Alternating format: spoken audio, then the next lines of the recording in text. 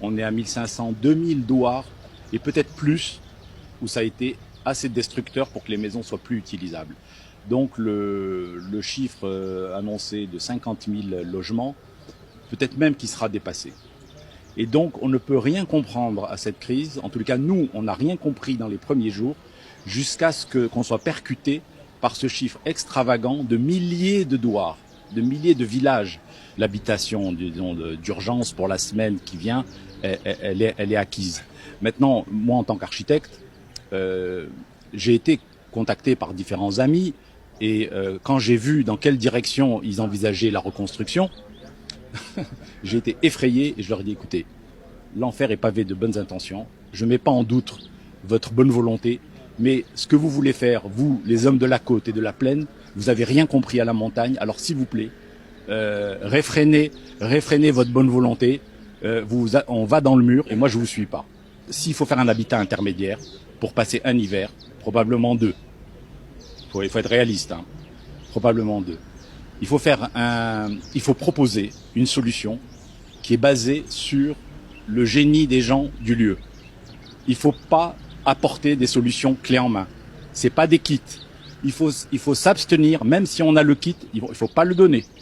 Il faut donner une méthode, et j'ai mis au point une petite méthode très vite pour que les gens qui le veulent trouvent un emplacement, à eux de le choisir, avec leur famille, avec leur clan, au soleil, à l'ombre, comme ils veulent. C'est à eux de dire où est-ce qu'ils veulent passer l'année ou les 2 ans. On va leur expliquer avec une vidéo le prototype qu'on va monter dès demain. On va monter un petit prototype en une journée, peut-être en 2, le premier. Et on va montrer qu'avec très peu de moyens, on peut faire une cellule familiale qui peut passer l'hiver, voire 2 hivers. C'est que les gens qui sont prêts à se prendre en main qu'on va aider. Nous, on va apporter la touche finale, enfin l'impact de départ et la touche finale. L'impact de départ, c'est quoi? C'est de leur demander de rassembler les rondins, les roseaux, les vieilles portes, les vieilles fenêtres, un peu de pierre, les pierres il y en a partout, et avec ça, on fait la structure, l'ossature de cette structure.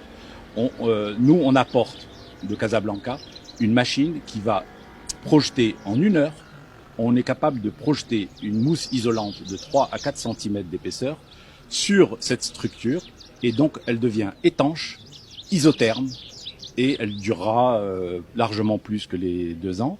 Et voilà un petit ensemble qui va leur permettre de réexister et de se prendre en main. Et c'est surtout ça qui est important, c'est que les gens doivent, à titre individuel, se reprendre en main, à titre collectif, retisser avec leur communauté un travail collectif, ce qu'ils appelaient Touisa, c'est-à-dire voilà, on se met ensemble et on règle nos problèmes ensemble. Et nous, la ville, on apporte juste la touche finale pour les aider. On doit reconstruire avec les gens sur leur terrain, et c'est eux qui commandent.